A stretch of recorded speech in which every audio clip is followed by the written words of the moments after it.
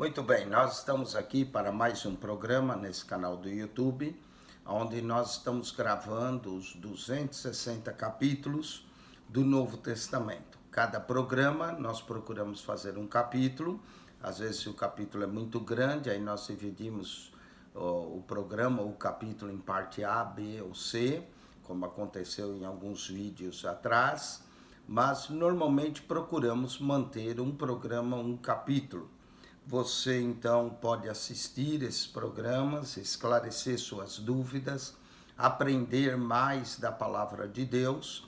Se for um pregador, um líder, pode ouvir esses vídeos para adquirir algum conhecimento mais ou ideias até para o seu próprio sermão.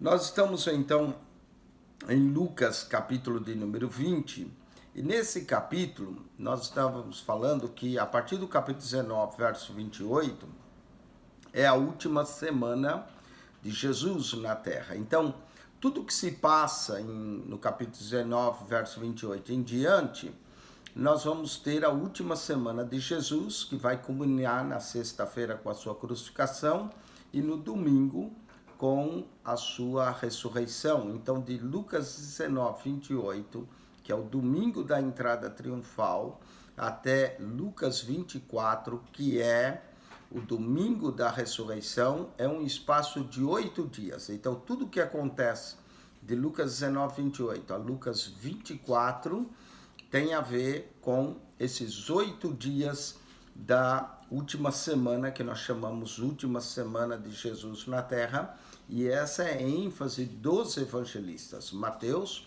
essa ênfase começa no capítulo 21 de Mateus e vai até o capítulo 28. Esses 7 últimos capítulos são esses 8 dias da última semana de Jesus. Marcos começa no capítulo 11, vai até o capítulo 16, esses 8 dias. E Lucas, capítulo 19, verso 28, até o capítulo 24. E João começa no capítulo 12, verso 12, até o capítulo 21. Nós vamos ter esse espaço de 8 dias.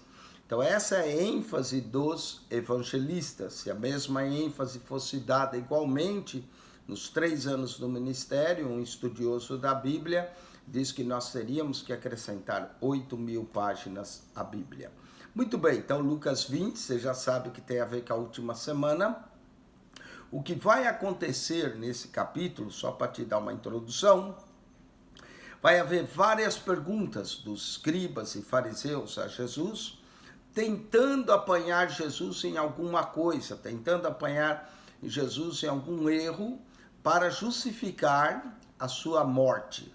Eles estão querendo prender a Jesus, eles estão procurando um meio de matá-lo e eles precisam achar uma razão. O capítulo 19, verso 47 diz: e todos os dias ensinava no templo, mas os principais sacerdotes, os escribas e os principais do povo procuravam matá-lo. Então eles têm que ter um motivo para matar a Jesus. Então o capítulo 20, eles vão fazer perguntas acerca da autoridade de Jesus, eles vão fazer perguntas acerca de imposto, se é lícito ou não pagar impostos a César, vão fazer perguntas da ressurreição, e nós vamos ver como Jesus se sai bem em cada uma dessas perguntas, e Jesus também pergunta para eles e acaba apanhando os seus adversários em muitas coisas. Então o capítulo 20 é uma tentativa de achar algum motivo para levar Jesus à morte. Não vão achar, vão ficar envergonhados, e com as respostas que Jesus dá, Lucas sentiu pelo Espírito de escrever isso, e ele escreve, e isso serve para nós muitas lições e muitas outras verdades do reino de Deus, que nós vamos aprender nesse capítulo. Então, começa assim o capítulo 20. E aconteceu, nós já mencionamos que essa é uma palavra predileta no Evangelho de Lucas, e aconteceu. Essa palavra aparece umas 70 vezes em toda a Bíblia, mas só em Lucas ela aparece 42 vezes. 42 vezes nós vamos encontrar a palavra e aconteceu no Evangelho de Lucas. Por isso que nós dizemos que o Evangelho de Lucas é o Evangelho dos acontecimentos, né? E novamente aqui, capítulo 20, ele começa. E aconteceu num daqueles dias. Lucas não menciona o dia, mas nós podemos saber, pela cálculos de dias aqui, como é a última semana, que esse dia provavelmente foi na terça-feira. Veja bem, Jesus entrou, a entrada triunfal aconteceu no domingo. Aí Jesus viu a cidade, alguns textos sugerem que Jesus no domingo entrou na cidade, como o de Mateus, e já purificou o templo. Porém, outros textos sugerem que Jesus viu, Jesus saiu da cidade e no outro dia ele purificou o templo. Então o capítulo 19 acaba com a purificação do templo. Então o que acontece? No domingo nós temos a entrada triunfal. Na segunda-feira nós vamos ter a purificação do templo. Na terça-feira daquela semana, da última, nós vamos ter então esse debate. Apesar de Lucas não mencionar, Lucas só diz num daqueles dias, pode ter acontecido ou na terça ou na quarta. A maioria dos estudiosos acredita que esse debate do capítulo 20 aconteceu na terça-feira. Eles estão procurando algo para condenar a Jesus. Então aconteceu num daqueles dias que, estando ele ensinando, Jesus ensinava, como verso de número 47, 19, 40, e todos os dias ensinava no templo, estava ensinando e anunciando, ele estava ensinando o povo no templo e anunciando o evangelho. Sobrevieram os principais sacerdotes, os escribas com os anciões. Imagine só, Jesus está no templo, normalmente era nas escadarias do templo, né? Havia vários pátios no templo, havia o pátio dos gentios, onde ficavam as pessoas vendendo. Depois havia um lugar que os gentios não podiam passar, havia o pátio das mulheres, depois havia escadas e o pátio dos homens. Provavelmente as pessoas se sentavam na escada e Jesus dali ensinava. Era comum os rabinos ensinar no templo.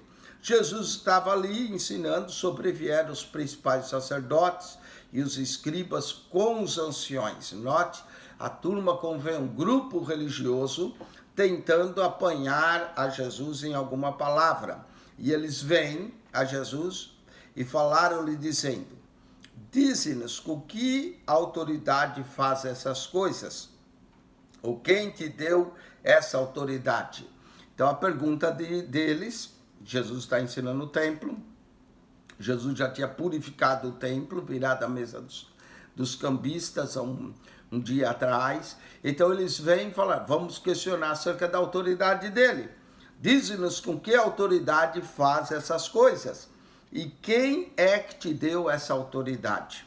Muito bem, aqui nós temos uma pergunta sobre a autoridade. Nós podíamos falar muita coisa sobre a autoridade de Jesus, e há muito texto, inclusive eu tenho um amigo meu, pastor Gesiel Gomes, que escreveu um livro só sobre a autoridade, baseada nessa pergunta dos fariseus. Dizem que a autoridade faz essas coisas, quem te deu essa autoridade? Jesus não vai responder aqui, como Jesus vai fazer, ele vai lançar uma pergunta para eles, não é? E apanhar eles na próprio erro deles mesmo. Então, mas meu amigo, como eu disse, pastor José escreveu um livro só sobre a autoridade, um livro baseado nesse ponto aqui. Com que autoridade faz as coisas e quem te deu esta autoridade, não é? E ele inclusive tem um seminário que ele ensina sobre o seminário de autoridade espiritual, não é?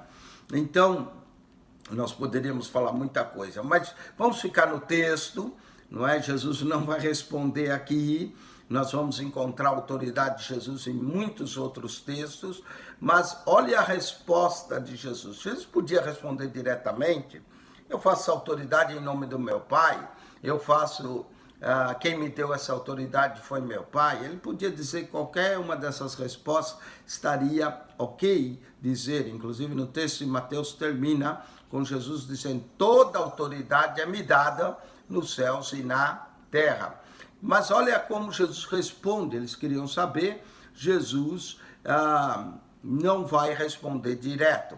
Uma outra coisa interessante, perguntas na Bíblia, muitas, não é? Muitas perguntas na Bíblia. E muitos estudiosos do texto bíblico que conta, eu pessoalmente não contei, mas muitos estudiosos dizem que existe cerca de 3.294 perguntas. Olha, um dia, se você tiver assim com tempo e quiser, vai pegando todas as perguntas da Bíblia e vendo. A Bíblia tem aproximadamente 3.294 perguntas, não é? Quem sabe escapar uma, pode ser 3.295, mas os estudiosos declaram 3.294 perguntas. Aqui nós temos duas. Com que autoridade faz isso e quem é que te deu essa autoridade? E respondendo, ele disse: também vos farei uma pergunta. Aqui vai outra pergunta. Eles fizeram uma pergunta a Jesus, Jesus vai responder com outra pergunta. Diz que a forma, quando você quer realmente pegar alguém, ou alguém vem te perguntar alguma coisa, e normalmente é uma armadilha, a melhor forma é devolver uma pergunta com outra pergunta. Jesus usava essa técnica, e nós encontramos aqui em Lucas 20 bastante isso, Jesus devolvendo muitas perguntas com outra pergunta. E respondendo, disse: também eu vos farei uma pergunta. Diz, pois, o batismo de João era do céu ou dos homens? Outra pergunta, né? Nós dissemos que há 3.294 perguntas. O grande cientista Albert Einstein diz que uma pergunta nunca pode ser respondida no nível que ela é perguntada, sempre é num outro nível que se responde uma pergunta. Então é interessante, né? Porque no nível que a pergunta é perguntada, ali encontra-se a dificuldade, mas quando se responde a pergunta num outro nível, então aí nós vamos encontrar a resposta. No caso aqui, eles fizeram pergunta de autoridade, Jesus muda a pergunta para um outro nível. O batismo de João era do céu ou dos homens? Mas João já tinha sido decapitado por Herodes, o povo tinha João em grande estima, não é? E Jesus então vai fazer essa pergunta, uma pergunta tirando o foco da autoridade, mas tem a ver com a autoridade para saber também o batismo de João, com que ele fazia, com que autoridade ele fazia, era do céu ou dos homens? E eles então começaram a razoar entre si e disseram: se dissermos do céu, eles podiam dizer que era do céu. Se dissermos do céu, ele nos dirá: então por que o não crestes? Então eles sabiam que junto com a pergunta de Jesus viria uma outra pergunta. Se eles respondessem: o batismo de João é do céu, Jesus então ia perguntar a eles: então por que não cresce? E se dissermos dos homens, todo o povo nos apedrejará, pois tem por certo que João era profeta. Note só, se eles dissessem: não, o batismo de João é dos homens, o povo que estava ali, como tinha João como profeta, ia achar que eles estavam blasfemando, iam pegar em pedras e atirar neles. Então, eles sabiam que eles podiam morrer com aquela resposta, não é? Já imaginou? Eles diziam: não, o batismo de João era dos homens, o povo que tinha João como profeta ia juntar em pedras, apedrejar eles ali mesmo, dizendo que eles tinham blasfemado, né? Então eles disseram: o povo nos apedrejará, pois tem por certo que João era profeta. E responderam que não sabiam de onde era. Verso 7, responderam que não sabiam de onde era. Na verdade, eles estavam na dúvida, né? Eles falaram: se nós dissermos do céu, e era o mais certo, ele vai dizer: por que vocês não creram? Se dissermos que é da terra, o povo está aqui, vai pegar tudo em pedra, vai nos apedrejar. Responderam: nós não sabemos de onde era. Eles deram uma resposta evasiva, uma resposta para escapar da pergunta de Jesus. Já que eles não responderam, Jesus lhe disse, capítulo 20, verso 8. E Jesus lhes disse: tampouco vos direi com que autoridade faço isso. Já que eles não responderam a pergunta de Jesus, Jesus também não respondeu a deles, não é? Jesus disse: eu vos farei uma pergunta. Se me disserem, eu respondo a vossa, né? Como eles não responderam a de Jesus, pronto, a deles também ficou sem resposta. Tampouco vos direi com que autoridade faço isso. Mas Jesus tinha autoridade, não é? E começou a dizer ao povo essa parábola. Novamente, Lucas é o evangelho das parábolas, tem mais parábolas em Lucas que em Mateus, em Marcos, e do que João não tem parábola nenhuma, né? E começou a dizer ao povo essa parábola. Certo homem plantou uma vinha. A vinha é sempre uma referência a Israel. Isaías, capítulo de número 5, diz que a vinha do Senhor era para dar vinhas boas e deu vinhas bravas, não é? Plantou uma vinha e arrendou a uns lavradores. Então a vinha era o próprio Israel, os lavradores eram os sacerdotes, os servos, os levitas, os reis, não é? E arrendou a seus lavradores e partiu para fora da terra por muito tempo. E no tempo devido mandou um servo aos lavradores para que lhe desse dos frutos da vinha. Mas os lavradores, espancando, mandando-o vazio. Tornou ainda a mandar outro servo, mas eles, espancando também a esse, o afrontaram e mandaram vazio. Esses servos que são mandados pelo lavrador, eles apontam para os profetas que vieram cobrar o povo, cobrar os reis, os sacerdotes, os frutos da vinha, não é? Mandaram vazio. E tornou ainda a mandar um terceiro, mas eles ferindo também a esse, o expulsaram. Isso é uma parábola, a parábola tem a ver com Israel, a vinha é Israel, os lavradores são aqueles que sacerdotes, escribas, não é? E saduceus que estão tomando conta da vinha, e ele está mandando servos, e esses servos são os profetas. E disse o Senhor da vinha, o dono da vinha disse, que farei? Mandarei o meu filho amado, talvez vendo o respeite. Aqui o filho amado se refere ao próprio Cristo. De uma certa forma, por essa parábola está em conjunto com que a autoridade faça as coisas, o filho amado, Jesus está respondendo através de uma parábola, que o filho amado que veio é ele, o filho de Deus, não é? E daí a sua autoridade. Talvez vendo o respeite. Mas indo os lavradores arrazoaram entre si, dizendo, esse é o herdeiro, vinde, matemo-lo para que a herança seja nossa.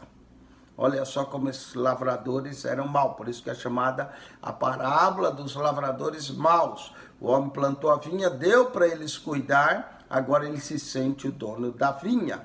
Uma vez eu vi um pastor pregando para pastores, dizendo que pastores têm que tomar cuidado para não se sentir eles o dono da igreja, porque a igreja pertence a Cristo, e a igreja é a noiva de Cristo, e Cristo é um noivo ciumento. Toda vez que um pastor se julga como dono da igreja, o dono verdadeiro vai o tirá-lo, não é? Os lavradores maus.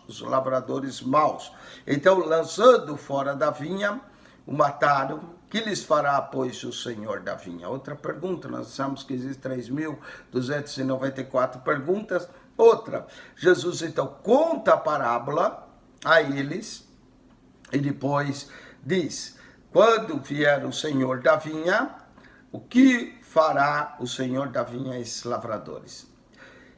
Eles vão responder, irá e destruirá esses lavradores e dará a outros a vinha. Olha que interessante. Irá, destruirá esses lavradores. Eles próprios estão proclamando com a sua boca o seu próprio julgamento. É interessante, o profeta Natan, quando quis repreender a Davi, também contou-lhe uma parábola, fez-lhe a pergunta e Davi próprio deu a sua sentença. Aqui eles também. Jesus mostra através dessa parábola uma parábola de julgamento, de inquirimento para eles próprios, não é? Verso 16, irá e destruirá esses lavradores e dará outros a vinha, não é?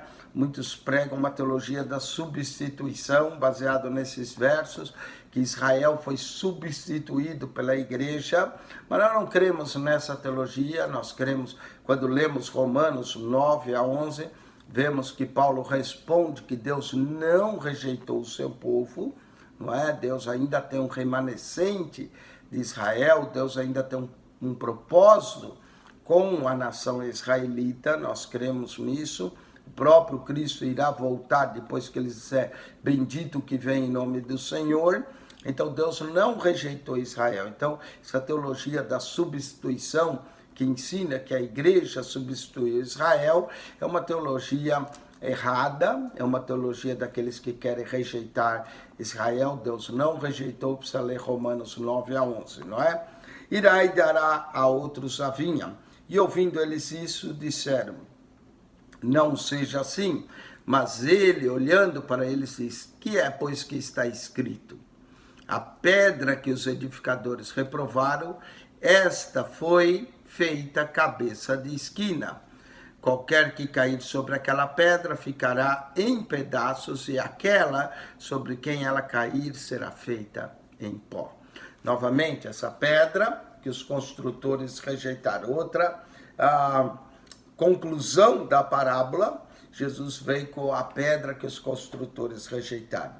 Deixa eu explicar um pouco nessa pedra que os construtores rejeitaram, que veio ser a principal pedra da esquina, porque isso tem a ver com algo cultural da época em que se construíam o templo. As pedras do templo eram pedras enormes, chegava a pesar toneladas, era preciso cortar madeira, usar essas madeiras como rodas e arrastavam-se essas pedras para o templo. Então eles cortavam as pedras lá na montanha e traziam as pedras para o templo, puxada por animais, arrastada em rolos de madeira, para a pedra chegar até o templo e irem colocando as pedras no templo em ordem. E como as pedras todas eram quadradas, então chegou uma pedra em ângulo, uma pedra assim do ângulo, né? E porque os construtores e os edificadores que estavam rejeitados, quando viram aquela pedra em ângulo, que era a pedra, para ser a pedra da esquina, para fechar a esquina, né? O cortador que estava cortando sabia o que estava fazendo, mas houve talvez um problema de edificadores, e quando eles chegaram àquela pedra, eles viram que aquela pedra não encaixava com as demais, eles rejeitaram, jogaram a pedra fora. A verdade é essa, jogaram aquela pedra fora e continuaram a construção, até o momento que chegou na esquina. Aí alguém se lembrou da pedra e foi lá buscar a pedra, e a pedra veio e encaixou certinho, não é? É isso que Jesus está falando. Então, para quem o leitor que lê 2 séculos depois, 2 milênios, na verdade, depois, essa expressão que não entende o que a construção do templo, como se deu, como as pedras foram cortadas, certamente vai ter dificuldade em entender esse verso. Por isso que existe um contexto histórico e cultural por trás desse verso, que eu expliquei para vocês. Então as pedras eram cortadas, trazidas, quando chegou ali, aquela pedra foi rejeitada e Jesus disse que depois se tornou a principal pedra de esquina. Essa é uma história que eles conheciam, bem conhecida. Mas o que Jesus quer se referir com isso? Jesus está dizendo que ele é essa pedra, que ele é essa pedra principal, que sustenta todo o templo, que ele é a pedra angular, que ele é a principal pedra. E eles estão rejeitando a ele, mas que essa pedra é a principal pedra de esquina. É a pedra fundamental da nossa fé, é a pedra fundamental para nós entrarmos na presença de Deus, é Cristo. Não podemos jamais rejeitar essa grande pedra chamada Jesus, não é? Mas ele olhando para que é isso, pois que está escrito a pedra, que os edificadores reprovaram, essa foi feita a cabeça da esquina. Qualquer cair sobre aquela pedra ficará em pedaços. Não é? Caiu sobre aquela pedra, ou caiu da pedra da esquina, ficará, e aquele sobre quem ela cair será feita em pó. Então aqui Jesus é essa pedra, quem cai sobre ela fica em pedaços, e aquela sobre quem ela cair será reduzida a pó. Fala de julgamento, não é? Vamos continuar então. Os principais sacerdotes não conseguiram pegar Jesus com relação à autoridade dele. Jesus fez a pergunta do João Batista, Jesus contou a parábola dos lavradores maus, eles vão entender que a parábola também se refere a eles, E aí nós vamos para os principais, os escribas vão voltar com outra pergunta agora do imposto.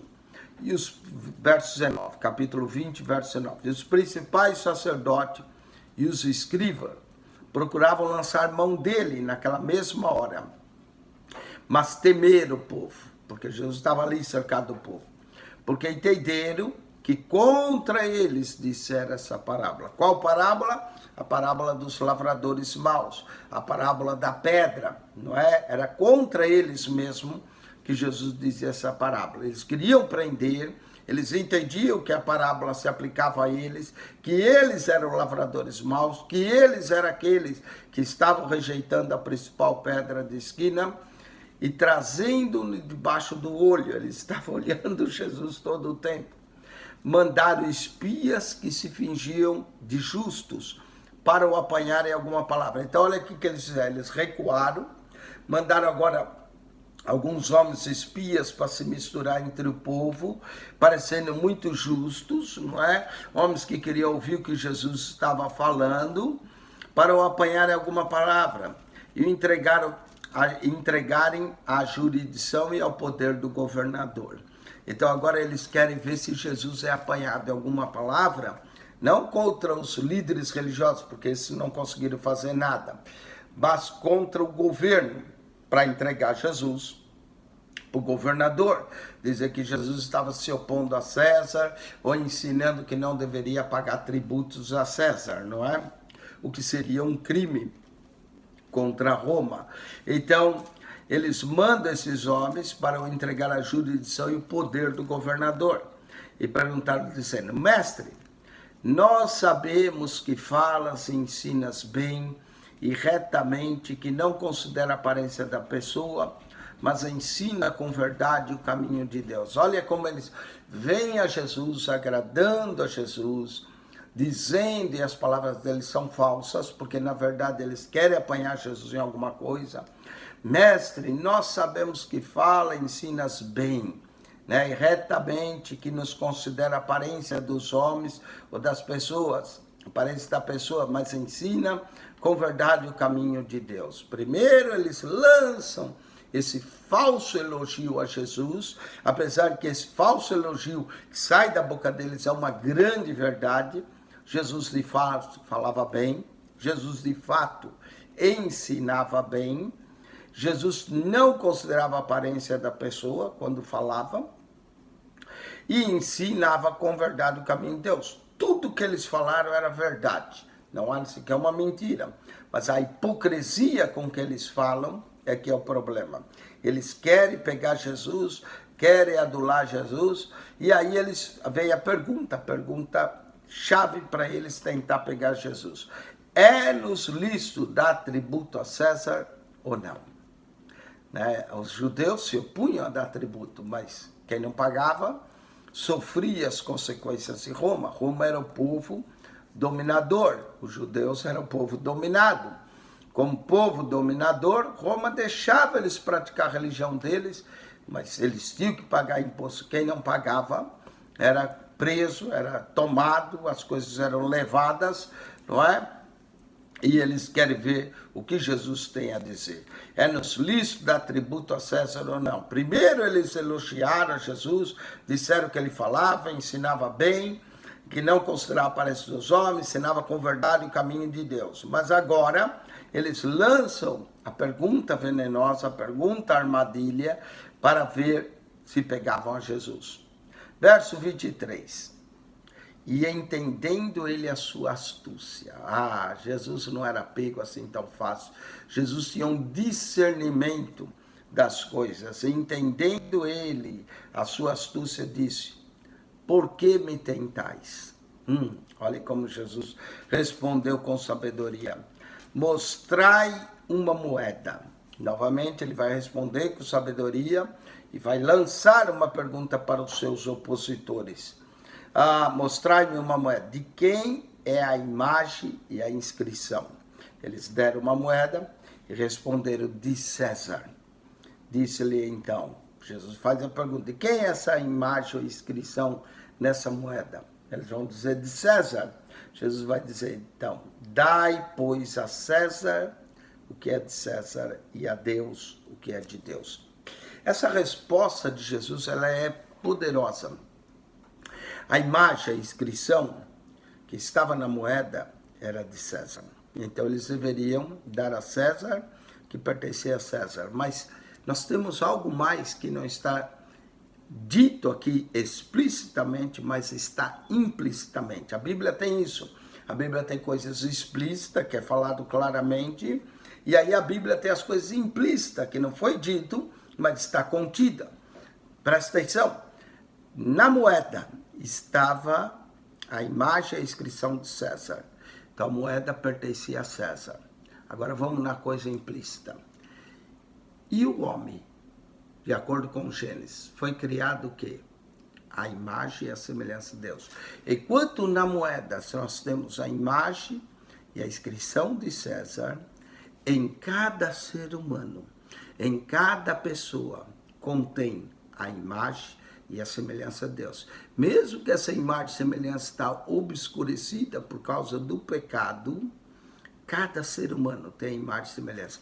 Então, dai a César o que é de César e dai a Deus o que é de Deus. O que é de Deus? A sua vida, a sua imagem, a sua semelhança, que tem que retornar ser de Deus. Então você entrega o seu coração, a sua vida a Deus, porque a sua imagem e semelhança pertence a Deus. E nós damos a Deus o que é de Deus, a nossa vida. E o nosso dinheiro pertence aqui, pertence a esse mundo. Ele vai ficar aqui, ninguém trouxe nada para cá, ninguém vai levar nada. É isso que está implícito nessa afirmação de Jesus. Dai, pois, a César o que é de César, dai moeda, estava a imagem de César, dai a ele e a Deus, porque no homem está a imagem e semelhança de Deus. E dai a Deus o que é de Deus. Verso 26, que resposta sábia, que sabedoria Jesus tinha para apanhar os seus opositores. Nós podemos pedir a Deus sabedoria, né? Tiago disse, se alguém não tem sabedoria, peça a Deus, que a todos dá gratuitamente. Busque a sabedoria que vem do alto, não a dos homens. Existe sabedoria humana e terrena, que de acordo com Tiago, essa é diabólica. E existe a sabedoria divina, que essa é superior a todos, pega os seus opositores. Novamente, eles vieram com uma pergunta para entregar Jesus ao governador e não puderam. E não puderam, verso 26, e não puderam apanhá-lo em palavra alguma diante do povo. E maravilhados da sua resposta, calaram-se. Olha que coisa tremenda. Maravilhados da sua resposta, calaram-se. Jesus fazia calar os seus opositores. A sua sabedoria, o seu entendimento, a sua graça, a sabedoria divina que estava em Cristo era tão grande que os seus opositores tinham que se calar diante dele. Não podiam apanhá-lo em nada. Por isso, esse capítulo vai nos mostrar que Jesus vai ter que ser apanhado à traição, porque era a única forma de apanhá-lo, a traição, como Judas quando o traiu. Então não conseguiu apanhar a ele nos seus ensinos, não conseguiu apanhar a ele em palavra alguma, porque Jesus tinha uma sabedoria tremenda, uma graça de Deus para se livrar dos seus opositores. Mas eles não vão, esses aqui vão se calar, mas aí vem os saduceus, agora que se julgam muito sábios, muito entendidos, e vão cair também. Diz aqui verso 27, e olha só a oposição como vem, não para, é uma investida atrás da outra. Verso 27, e chegaram-se alguns dos saduceus que dizem não haver ressurreição. Os saduceus não criam na ressurreição, eles eram materialistas, para eles a vida era aqui, acabou e pronto, não é? Eles só criam também no Pentateuco, eles não criam nos profetas, porque a ideia da ressurreição vem dos profetas. Por exemplo, Ezequiel fala do vale de ossos secos, e que o Senhor reviveu, que tem a ver com a nação de Israel que reviveria. Ezequiel estava no cativeiro, não é? Quando ele profetiza acerca desse vale de ossos secos. Então, junto com essa vem a ideia da ressurreição. Daniel também, capítulo 12, dizia que os que estão no pó da terra iriam ressuscitar. Então, nos profetas, nós vamos encontrar a doutrina da ressurreição. Mas como os saduceus não aceitavam os profetas, só usavam a lei, o Pentateuco. No Pentateuco, para eles, a ideia era morrer. Se bem que o escritor de Hebreus nos diz que Abraão sabia que se sacrificar seu filho, Deus era poderoso para o tornar a trazê-lo. Então, mesmo no Pentateuco, Gênesis 22, nós vamos encontrar um pouco da ideia da ressurreição. No livro poético também Jó diz que eu sei que o meu Redentor vive e por fim se levantará, não é? Também apresenta a ideia de uma ressurreição, mas os saduceus não criam. E chegando alguns dos saduceus que dizem não haver ressurreição, perguntaram dizendo, mestre, Moisés nos deixou escrito. Nota que eles só criam no Pentateuco, por isso eles vão mencionar Moisés. Mestre, Moisés nos deixou escrito que se o irmão de alguém falecer tendo mulher e não deixar filhos, o irmão dele tome a mulher e suscite posteridade a seu irmão. Essa lei a que eles estão se referindo chama-se a lei do levirato. Por causa da terra, por causa da propriedade, se um homem casasse e não tivesse herdeiros, para que a sua terra não fosse vendida ou dada a outro, então o irmão, o parente mais próximo era chamado parente remidor. Nós temos uma história dessa no Antigo Testamento, no livro de Ruth, né? Noemi ficou viúva, Noemi ficou desfilhada, e quando Noemi retorna à sua terra e leva Ruth, o parente remidor, apesar de haver um outro mais próximo, mas não quis tomar a viúva, no caso Ruth, ou teria que tomar a viúva Noemi, mas talvez Noemi já estava velha demais para suceder filhos, então Ruth é tomada, que é mais nova, e vai dar à luz a Obed, né, de Boaz. Ruth então vai dar a Obed, Obed é pai de Jessé, que é pai de Davi. Então nós temos toda a história do parente remidor no livro de Ruth. É chamada lei do levirato, né, para que, no caso, Elimeleque, que era o esposo de Noemi, não perdesse sua terra que pertencia, Boaz então vai tomar, e o filho que vai nascer, nesse caso Obed, ele vai ser o herdeiro das terras de Elimeleque, Naomi, né, que estavam ali desertas. Então, mas ele é filho de Boaz com Ruth, e que deveria pertencer esse filho ao falecido. Então é a lei do levirato, uma lei estranha, hoje nós não temos isso, mas era por causa da terra. A terra era uma propriedade que era dada a eles, do Senhor, a herança deles era a terra. Então eles vêm com essa lei. Mestre, Moisés nos deixou escrito que se o irmão de alguém falecer não tendo mulher e não deixar filho, o irmão dele tome a mulher e suscite posteridade a seu irmão. Houve, pois, 7 irmãos, e o primeiro tomou mulher e morreu sem filhos, não é? E o segundo e o terceiro, e também tomaram igualmente os 7.